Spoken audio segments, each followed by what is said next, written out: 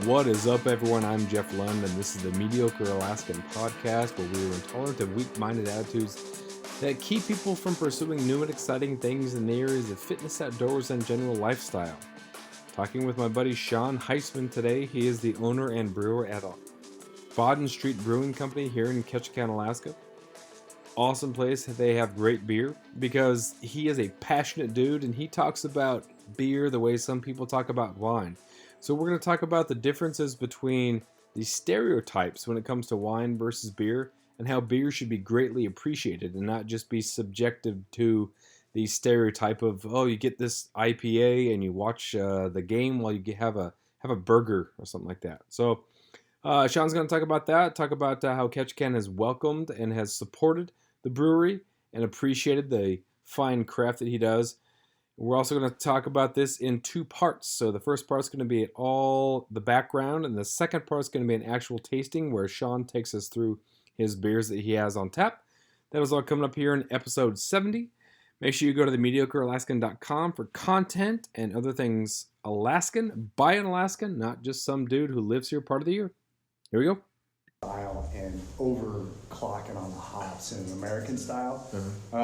We can probably marry two different tastes together. So I like the Citra Saison. The Citra profile, I mean, it's a good aroma hop. It's a great bittering hop. So we feature that prominently in our Saison. We also have a Belgian Blonde, which is going to be a base beer for some other experiments that I have in mind. I want to see how it goes first before we start investing in the funky shit. And one of the investors kind of twisted my arm and made me make an IPA. So I made an IPA. Why do you like IPAs? I don't find them to be that interesting. I find them to be sort of one-note ponies. But they're a pretty popular nationwide type thing. Absolutely. So, part of my... I guess part of my mindset is, why would I want to do what everybody else has already well done multiple times? Yeah. Why not try to dial in something else that's more suited to, my taste, my proclivities, and bring something new to the consumer? Like, the chances of many people having an honest-to-God Saison, pretty slim. I mean, it's a popular European beer, but, unless you're at, I don't know, the Publican in Chicago, you're not going to get a chance to have Saison Dupont. I mean, but if we can bring something like that to folks, they can sort of broaden beyond, Budweiser, Coors, Blue Moon, and 1 to 9,000 IPAs. Yeah. So, the Saison style, focusing on the Saison style and staying away from the IPA, really allows us to sort of make our own name in our own style without trying to walk over well-trod ground already. So, I understand the appeal. It's just, it's not my thing. Ketchikan, on an island in Alaska, 12,000 people. You would think that would probably be like the least likely place to have a sophisticated brewery. But Ketchikan it's not that type of rural that people might think. And there is enough. And are you finding that this is definitely kind of an untapped... Dude. You got in on the ground floor with there. Some intelligent people who appreciate nice things here. Oh, absolutely. Like, a large part of what I found about the population of Ketchikan and so far that I found in Alaska is that most people are here by choice.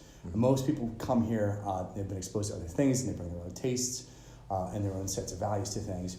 And the notion that just because we live on a tiny little spot on an island off the southeast coast of Alaska doesn't mean we don't have folks who don't like complicated things would absolutely be the wrong picture. Like, part of what I envision my role with being is more of an educator, right? So, being exposed to something other than Budweiser or Coors Light, you're going to have to, teach people, like, look, here's what I put into the beer, here's kind of what I think is going to come out, and just leaving it open to them to complete the sentence. What do you think is going on here?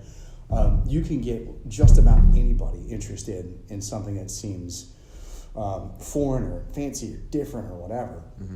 Like a lot of the guys that I've worked with, I met. So I took a welding course with Ken and met a lot of what we call just straight blue collar dudes learn how to weld. And that's how I came up, and that's what I was exposed to in the Army. And there is definitely some folks here who kind of fit that mold. What I find is that there's sort of a classist, golly, how do I put this? Classist way of dividing, what people should and shouldn't like and what people do and don't like.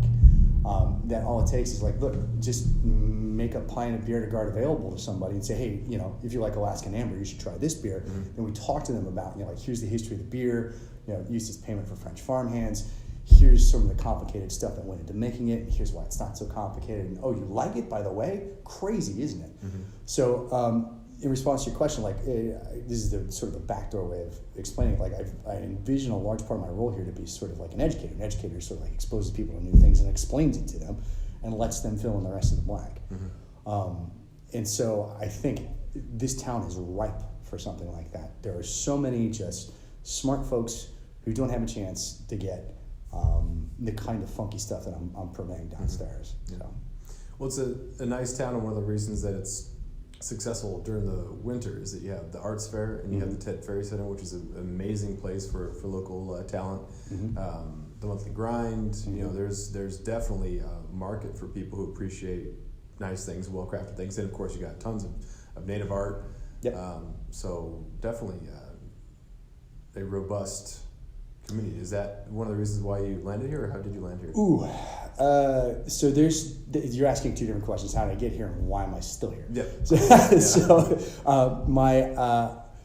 So let's see. I got done in Afghanistan in 2015. My wife is finishing up her residency in obstetrician gynecology in Philadelphia. We kind of hung around for a year, and we were looking for places for her to go work. And there were three places that we were looking at: Northampton, Massachusetts, like some crunchy granola hippie joint in Vermont, and here. So I went with her to visit the first two places in Northampton and Vermont and wasn't real happy with it. And I was doing my last little mission for the Army while she came here to do her interview, and I'm sweating my balls off running around in a uniform. She's sending me pictures of like her on top of Deer Mountain and her on on a sailboat with a glass of white wine, and oh, look at these eagles, and I'm like, fuck, we're moving there. Yeah. So we moved here in November 8th of 2016, which maybe not the most auspicious of dates, but whatever. And the first thing I found was the incredible sense of community that pervades just about every area of the island. Philadelphia is very much a city of neighborhoods, but I lived on a block with maybe 5,000 people on it, and I could name 2 people that I knew for the 4 years that I lived here. Within the first 6 months of setting up shop here with my wife, we probably met half the island. Open, welcoming.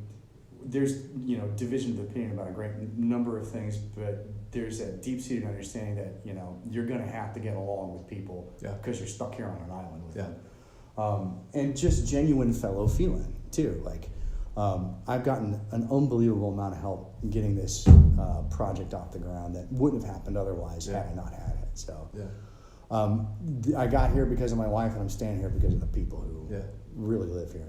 So I have more than enough support during the winter to really keep this business going. I mean, as a business person, there's a hardline number that I need to meet each day in order to stay open, and we're doing fine. In fact, like we're expanding. We bought a new van, 2 new fermenters, glycol systems being installed. So this town has been great to us. There's definitely kind of the old guard of town, people who've been here for generations. But if you are an outsider and you're moving here, if they see that you're providing something for the community, they are all about it, which is kind of an interesting. You can be distrustful about outsiders, but you can be totally accepting of those who are going to provide something for the community, which is what I found. Grew up on Prince of Wales and had a rivalry with Ketchikan. But it was the same thing. Move over here and just everyone's excited. Hey, you're teaching. Or you're it's great. People, Dave Smith, people like that, just really welcoming, and it's great stuff. So you got in book club. I did. That's we have an interesting group of people in there. Such an interesting group. Yeah. Oh man. So before I joined the Army in 2011, 2012, I was in the hallowed halls of academia. And the sort of internecine fighting about the tiniest peccadillos of difference of interpretation, everybody thinks the same way. Everybody, there's such a homogeneity of thought there that it's kind of stultifying. The cool thing about book club is like people come from so many different backgrounds and have so many different life experiences, political orientations, religious orientations, that having an honest-to-God, broad-based discussion about a common topic is one of the most intellectually fulfilling things I've done in a long time. Yeah. So, I really look forward to what we're going to talk about in 1984.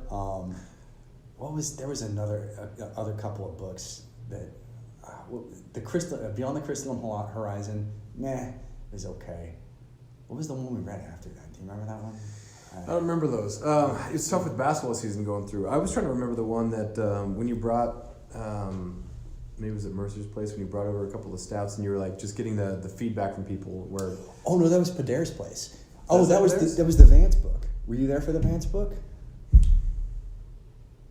I wasn't Pader's, yeah, that's right. It was Pader's. But that was the one that we were just talking about the election, weren't we? Oh God, we yeah. didn't talk. That was terrible. But the beer was. I think we all kind of knew it too. There's no way anyone was going to talk about the book because we're talking about the election. Yeah, I mean, J.D. Vance holds himself up as some sort of spokesman for, the marginalized poor white guy, which is, grotesque horseshit. No two ways about it. Anyway, let's not devolve into we don't have. But so that book club was really about like, look, I made a couple of beers. Let's try some stuff. Let's see what people think. Steve Locklear had, at this point, has drunk everything I made on the island, and I got his feedback that Steve's a nice guy. I need people who are dicks to say, here's why it sucks. Yeah. Right. That's much more instructive than golly, that's tasty. It's I don't like it. And here's why.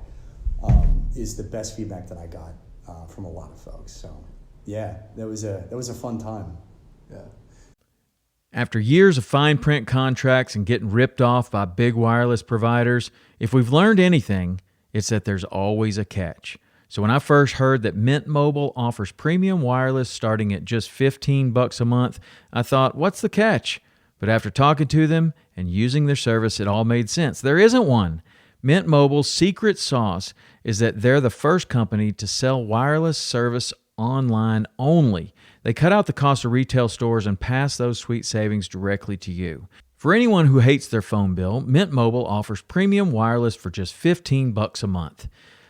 I was hesitant about having to get a new phone and a new phone number, but with Mint, you can use your own phone with any Mint Mobile plan and keep your same phone and your same phone number along with all of your existing contacts.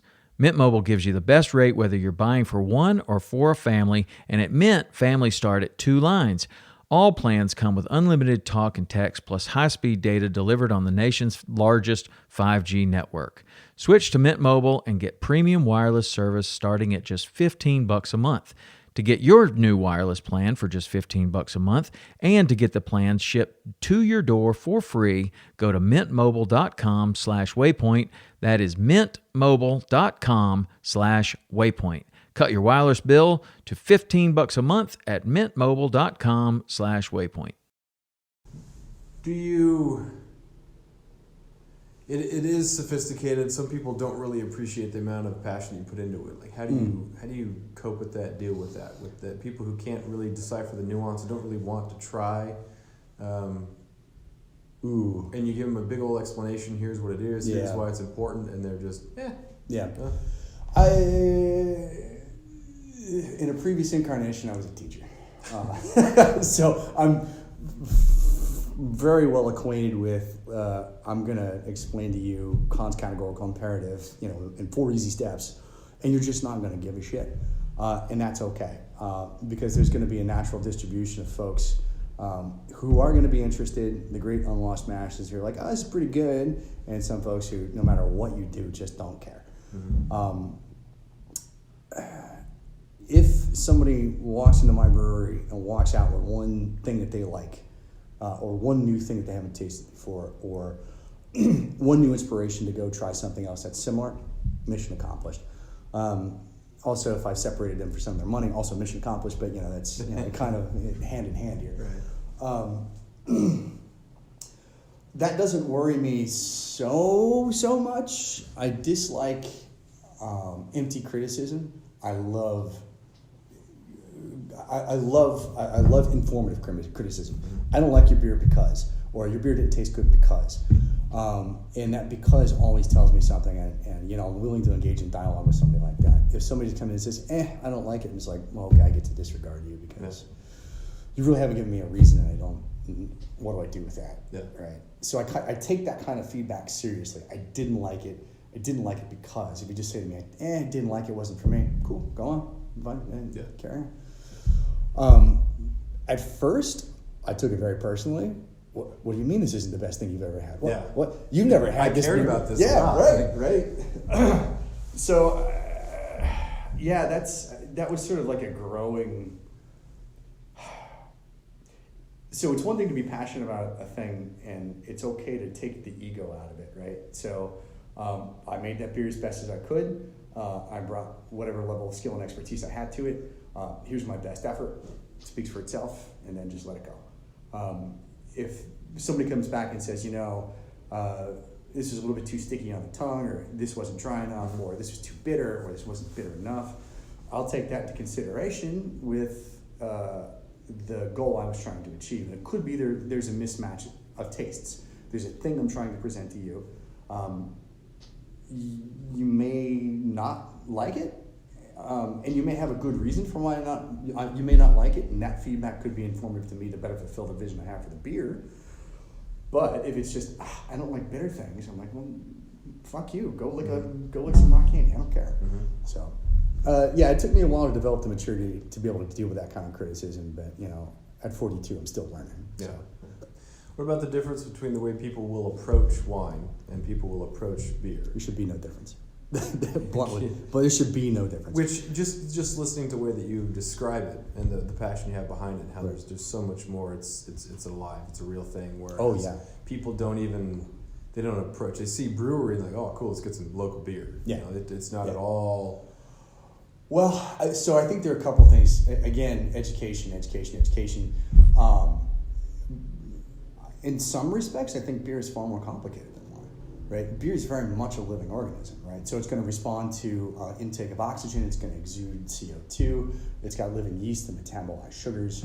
There's acid, there's fat, there's protein, there's water. I mean, in a metaphorical sense, I suppose, beer is very much a living thing, and with such simple ingredients that go into it, you get such complex outcomes. I mean, I'm just baffled by some of the tastes that we get, right? So we went from bready sour all the way over to deep, dark, bitter chocolate roasty from the same basic 4 ingredients. Mm-hmm. And that just blows my mind every time I think about it. Mm-hmm. So when the wine drinker comes in, part of it may be class too. There's this sort of implied classism that wine is somehow higher class than beer. No, I don't think that at all. I think like a bière de garde, the only place you're going to find something similar to that is if you go to a Russian River Brewing Company in Santa Rosa, California, go up to the bar and ask for their bière de Sonoma, and I will put my bière de garde next to theirs any day of the week and guarantee that mine's better. But that's just me. They do some of the best sour beer in the world. No two ways about it. Russian River does. So you can make a sour beer. After we're done here, I'll take you downstairs and we'll have a touch of the barrel-aged bière de garde that can be as complicated and as sour and as tart and as interesting as any wine out there. So, interestingly enough, appropriately enough, your starting point here, when people say brewery, they think maybe if it's a down south thing, bunch of beers and big screen TVs, place where you watch the game, mm-hmm. whereas this is essentially a tasting room. Essentially, yeah. And smart on your part, because to go with a big old huge buy a building shock and awe type thing, with a population of 12,000 during the summer, doubles that. Yeah. But starting with the very quaint, very manageable, very little mm-hmm. overhead, mm-hmm. And now you're expanding. Like, is it? Were you nervous about? Oh, dude. The size, the starting point? Like, dude, was it even small enough, or was it too big? And what was the... That's a fair question. doing this project took, golly, a year, almost a year and 4 months from conception to doors open. And I probably developed 2 different ulcers. I went through a 6-month period where I didn't sleep. And part of what the goal is, moving here in part was, I moved here without a job. This was supposed to be my retirement. And that lasted all of 6 months. There's only so much Netflix you can watch, and there's only so many times you can go to the gym before it gets a little boring. Yeah. And of course, I found myself brewing sometimes 2-3 times a week. So the goal was start small, be responsive to community input, and then grow from there. I do love the intimacy of the tap room. So we have about 700 square feet that are devoted to tap room. It's standing room only. You can only come in and get 3 beers, 36 ounces.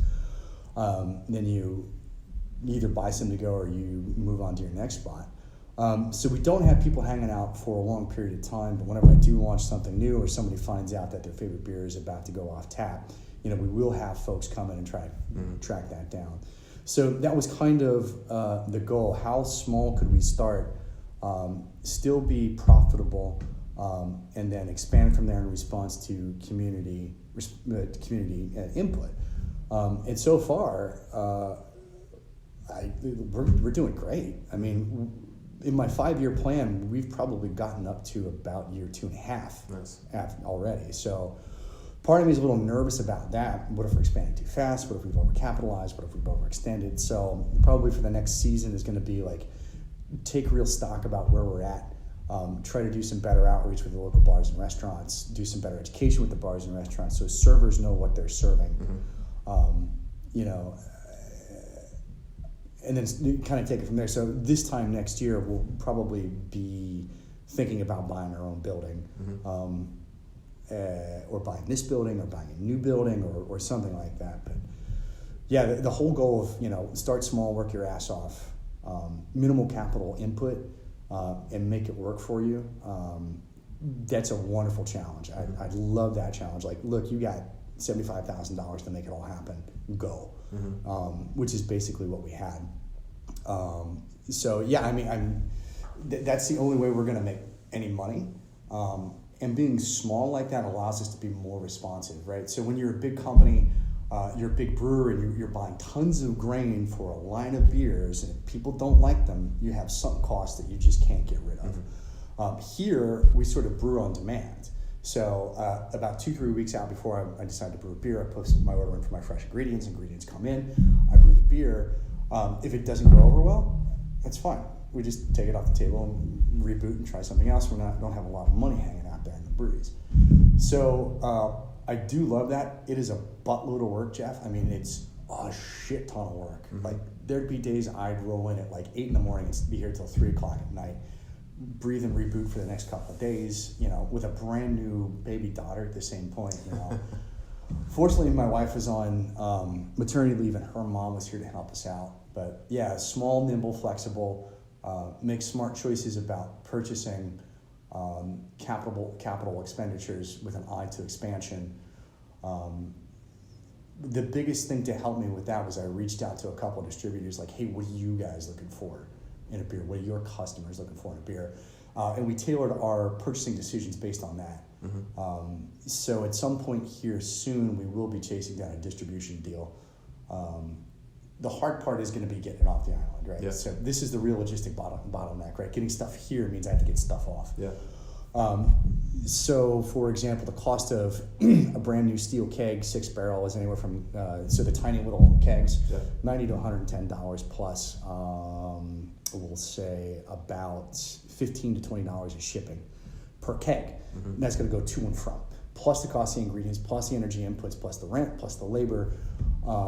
It can get wildly out of control freaking quick. So we minimize costs where we can, particularly on the labor costs, because I don't get paid. Right? I own the company. I don't get paid. I'm pulling hourly. We're smart with our ingredients. I track down to the last ounce how much grain I have, how I'm using it. If somebody sends me a free sample of a hop from a hop company, I'll do a tester beer with it back home and see how it goes. If it's good, we'll use it. If it's not, we won't. We did get a couple of new products that way that we tailored some new beers and adapted some new beers for that.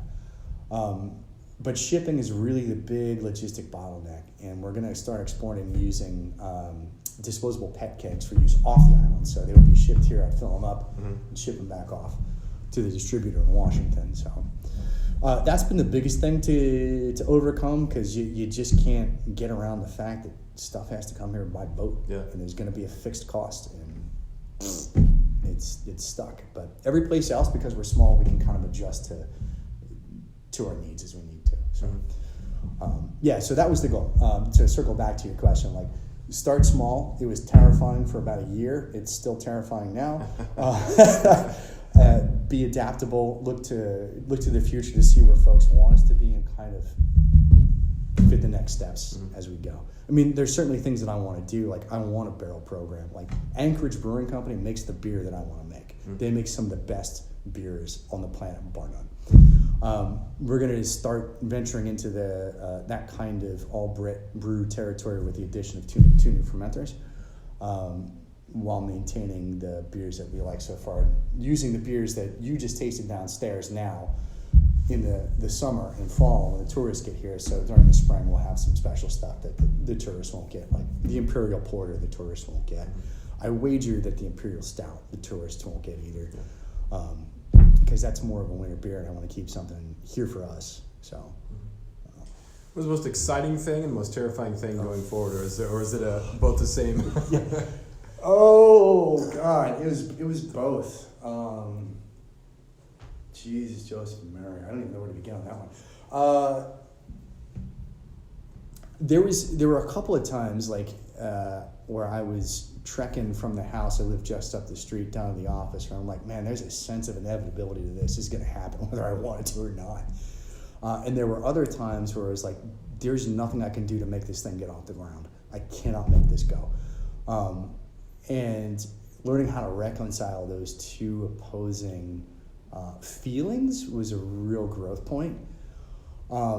So the identification of things that are outside of my control, I can only make the yeast eat what I put in there, right? So I can't control what the yeast do aside from giving them the fodder, and after that, it's sort of in their hands.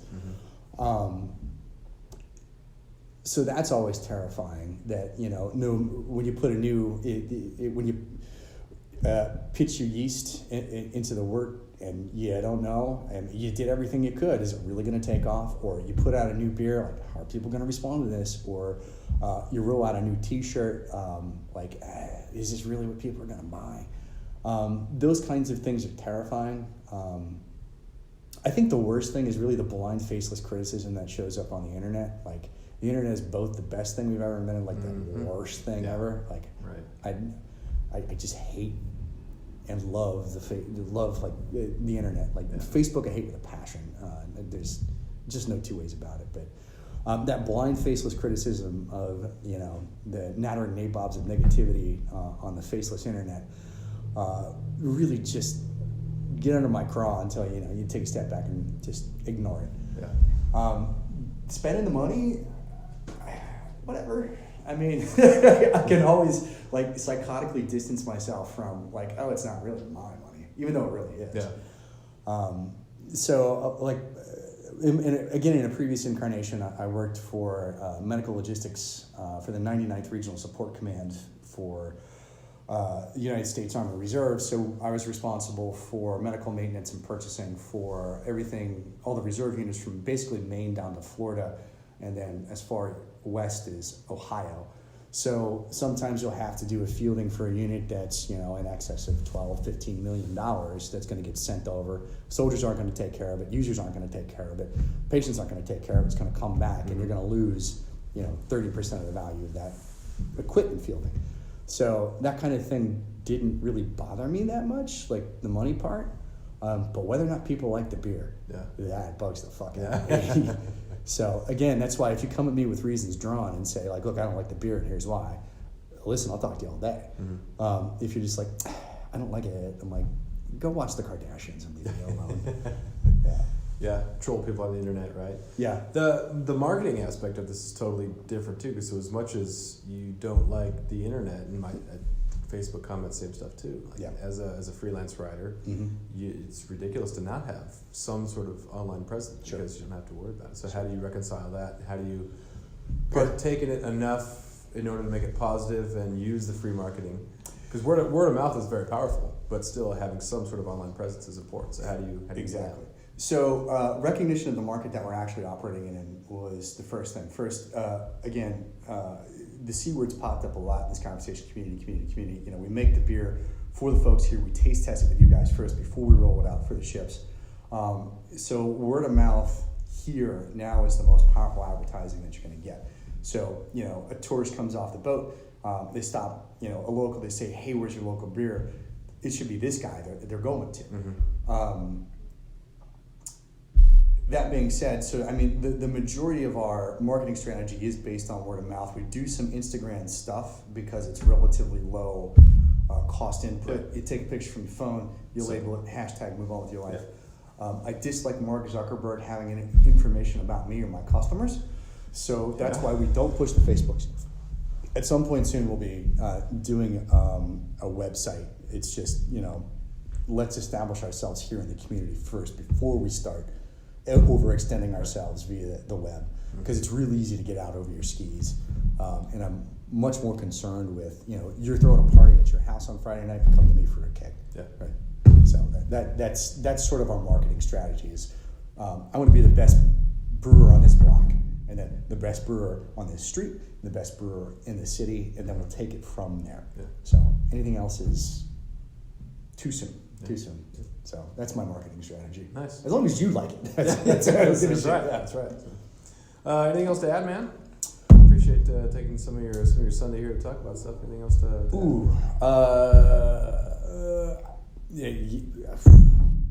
One of the things I like most about this about beer is the complexity that you get from simple inputs. I mean, that's really where the interesting stuff happens.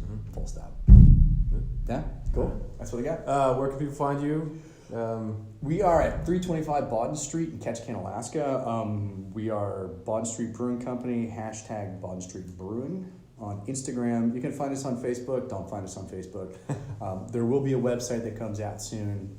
We will tie that to the Instagram account, even though Mark Zuckerberg technically runs the Instagram account. A little different. What are you going to do? What are you going to do?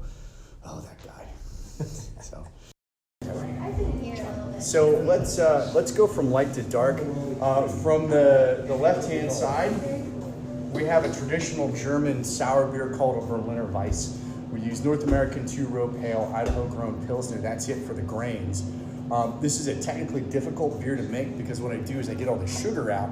I run it off to my boil kettle. Then I put a blanket of CO2 over the top and maintain a trickle flow of that.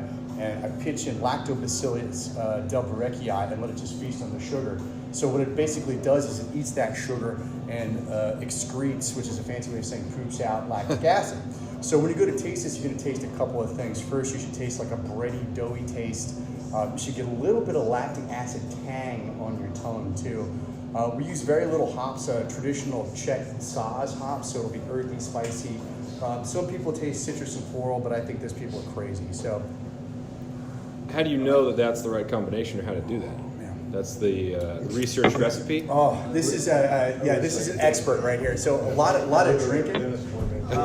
I like sour flavors, but there's a fine line between being too sour and just being subtly sour.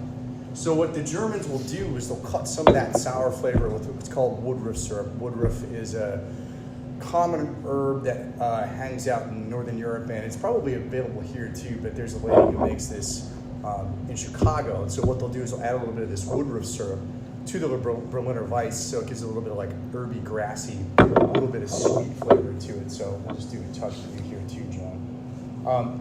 So the reason we start off with this beer is it's going to be a base for other things that we do too, right? So once we hone in on the kind of base beer that we want to work with, we can do other fun things like kiwi, huckleberry, salmonberry concentrate. I really haven't thought of any other fruity flavors that we can harvest from around the area that we would be able to put in this. But huckleberry, blueberry, as well. Yeah. Right, so that if we could find some local woodruff, I'd make my own woodruff syrup, but we just couldn't find it. So this was like 5 years of post-deployment, like dialing it in, like what's the best way to get the sour, what kind of carbonation do I like, et cetera, et cetera. So we start off with a base recipe that's been around for 400, 500 years, and kind of tweak to some of the numbers a little bit, like what hop works best. And, you know, we're going to leave it super traditional, and then we'll go crazy after we get sort of a feedback on that. But I do like the addition of the woodruff syrup. Nice and herbal. So what made you want to include that? Is that just part of the sour program? So we ordered 2 new fermenters that'll be here in about 6 weeks. One of which will be dedicated to making only sour beers, so like lactobacillus fermentations, Brettanomyces fermentations, mixed fermentations with Cerbomyces, which is the traditional beer yeast with lacto and Brettanomyces.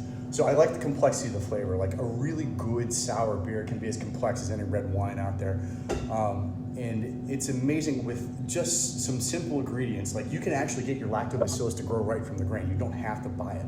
So 4 basic ingredients, you can get some wildly divergent tastes, as we're gonna kind of see here in just a minute. But just from 4 basic ingredients, nice, good sour taste. So I like the palate cleansing nature of the beer. Nice, light, refreshing. It's very low alcohol, about 5%, 5.5%. So it's an approachable beer. It's still off the beaten path enough to be interesting to people who kind of like funky stuff.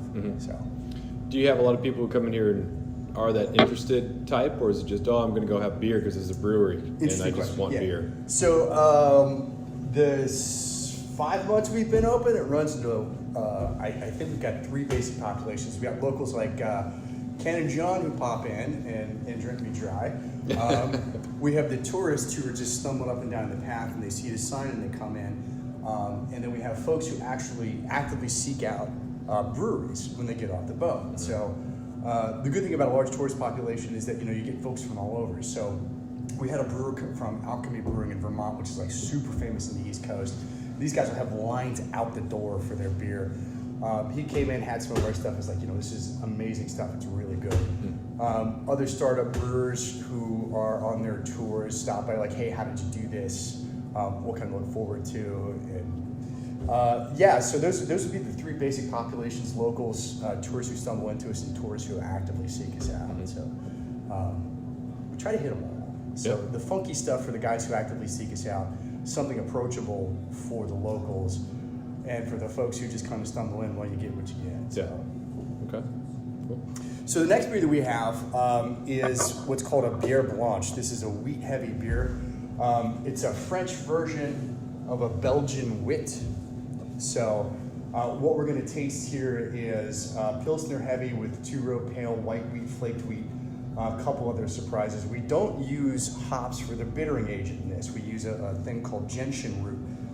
Added after the end of fermentation. So it's incredibly bitter, so like 20 grams get a whole 155-gallon tank of beer for the bitterness. Gives a little bit of woodiness too. We also have bitter orange peel, dry orange peel, and coriander. Little bit of Amarillo hops as a dry hop. So subtle citrus flavor, a little bit of woody flavor. You get some of the phenols and esters from the Belgian yeast. I get a little bit of citrus in the middle too, and it just kind of goes away. So nice, light, drinkable beer, yeah. So I'm kind of taste testing recipes on the locals now for the suckers when they come in off the boat. So like these are really summer beers, honestly. These are summer beers, but I want to know what people like now before the folks get off the boat and pumping out, 20, 30. Is that good? Yeah, John's good. making it. Yeah. So this is what I want to sell at the VFW. So, and what is it called? Sucker beer. Extra innings. So the inspiration for this was Thomas Basin used to be a ball field, actually. And before they dredged it out and started putting people's yachts in it and shit, folks would go out to play baseball, and sometimes games would go long, and they'd be standing up to their shins trying to finish out a baseball game. So at 6.7%, it's a little heavier than I wanted. I wanted it to be like mid-5, so I kind of overshot that a little bit. But that was sort of the inspiration for this beer. Is like a beer that you can just keep drinking through extra innings and tides while washing around. Yeah. You got the shirt that goes with it. Matt Hamilton design. All these are Matt Hamilton's. Yeah. The base logo was done by Angie Oaksmith at Sign Pro. Okay. And then Matt got a hold of it and just went nuts with the other stuff, like the hook tender, which we'll taste in just a second, is all him. Like the picture of the eye with the chainsaw. Matt has a fantastic aesthetic to him. Unreal, like, yeah. He's so good. One of my favorite pictures that I've seen from him is like this pregnant woman. She's standing on a boat. You can see the ocean behind her. She's all in silhouette and very black. I mean, it's just a well-balanced picture. Yeah. And this dude is basically self-taught, doing it on his iPad. Yeah. And holy cow, that guy is talented. Yeah. Holy cow. Yeah. So that's the Bière Blanche. It's, again, another summer beer that I'm taste testing on the suckers now. So the next one actually is our best-selling beer to date. It's the Hook Tender Saison. This was a mad science experiment that started off life as an attempt to sucker in the white wine drinker, right? So you get a lot of people like, oh, I don't like beer. I like white wine. I'm like, well, fuck you. I'll make a beer that kind of tastes like white wine. So there's a new strain of hop called the Howard Tower Blanc. It hasn't been around too long. People use it mainly as an aroma hop. I'm like, all right, fuck you. We're going to do something different with this.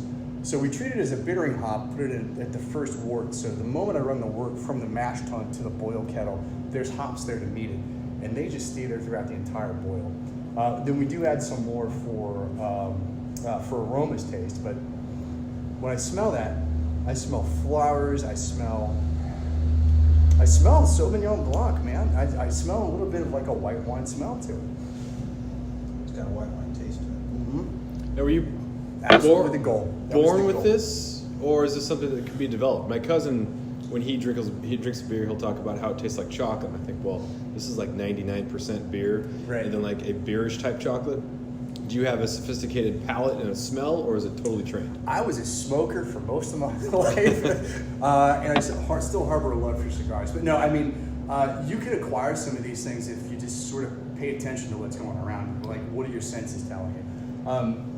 There were, I think, two key moments that really formulated the ability to break these things down. Was one, I actually got a good bottle of Cabernet Sauvignon. This was like 2005, right?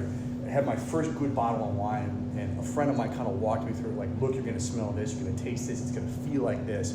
And as soon as somebody pointed out to me these sort of elements that are being presented to my senses, I found like, holy shit, right? It opened up a whole new world. Right.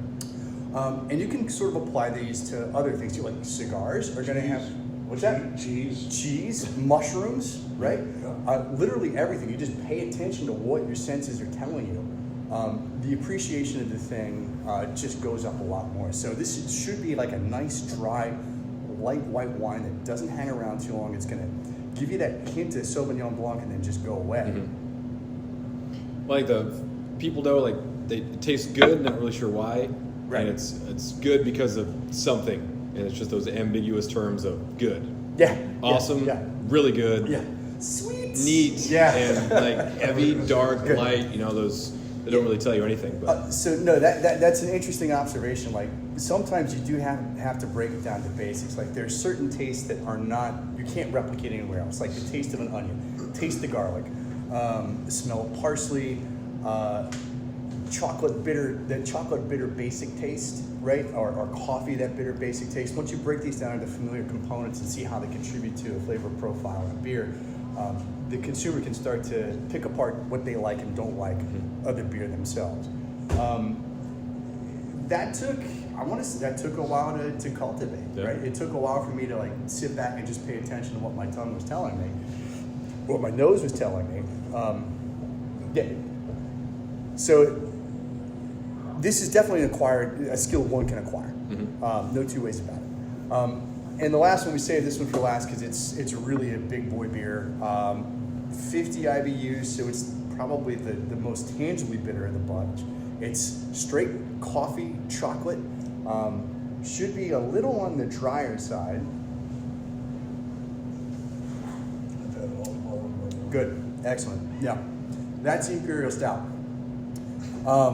This is damn near a half ton of grain that went into this. No coffee, no chocolate. CTZ, so Columbus Tomahawk, Zeus hops, Irish ale yeast, full stop. That's it. That's all that went into this. That's sweet. yeah, Yeah. I like that beer a lot. It's a fucking pain in the ass to make. I had 2 Coasties and a lackey help me make that beer over a 3-day period between the grinding. You have to do a double mash turn off, and then it takes forever to clean things up. So it's an amazing beer. We only sell it here at the brewery, and I'm not looking forward to making it again just because it's so labor intensive, but it seems to be popular, and John, I think, wants a growler of the stout. Yep. I saw your face. How difficult is it to make it taste exactly the same, or is it just merely a matter of mixing the ingredients the same way? Good. So what you're tasting now is the result of about 5 years of research and development. So when I got back from Afghanistan, I was doing a lot of drinking, and my wife was like, hey, dude, you need to slow down. How about if we buy you a homebrew set? You do it that way. And she failed to realize that, a smart soldier can have, instead of just 5 gallons of beer on hand at any one time, 15, 20 gallons of beer if he's smart. So we got a couple of recipes. The very first beer that I tasted was sort of like, that I made was, drinking it was like penance. It was like Catholic penance. It was so bad, but I was like, screw you, I made this. Yeah. I'm gonna drink it, I'm gonna learn from it. After that, we picked up our technique, and then we started to dial in what I really like to drink and like to taste. Like anything, you can really spend a lot of time learning the theory and the practice and practicing it at any level that you want to, right? So if you just want to have a drinkable IPA once in a while, sure, you can get that done super fast. But if you really want to dial in and like figure out how to do the thermal calculations to do an infusion step mash, so you can have a barrel-aged taste to your beer to guard, so you can mix it with blah, blah, blah. Yeah, you can get as nerdy as you want to. A big chunk of it is, level of interest. The other thing, too, is sort of an understanding of the biochemistry that underlies a lot of this stuff. And there are a couple of things that you kind of zero in on. One is the biochemistry of the mash. The isomerization rates of the alpha acids of the hops in the boil, that's helpful to be able to figure out. But yeast metabolic pathways in response to nutrient and temperature are also important to be able to figure out. So again, you can go like, hey, I boil water, I mix grain with it, I run it off, I put yeast in, I go away, I come back 2 weeks later. You can make it that simple, or you can talk about, alpha amylase and beta amylase and peptidase, and what are these, how do we get the long chain sugars out while leaving enough short chain sugars for the yeast to eat, and effective tannomyces, and man, this smells like diacetyl, how did this happen, right? So you can be as nerdy as you want to. So yeah, this is something people can learn how to do. Learning how to do it well requires a little bit of theoretical background. So, learning how to weld poorly is easy. This guy can do that. Yeah. But learning how to weld well is difficult, and you have to learn a lot of different things, and it's always a learning experience every time I get it.